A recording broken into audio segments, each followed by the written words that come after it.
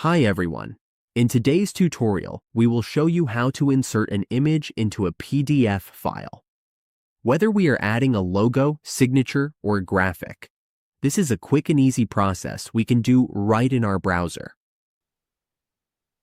For example, if we want to place an image on a PDF, we start by searching for a PDF editor. Once we find it, we select this PDF editor, which is a simple tool for editing files. From here, we just need to click Browse Files.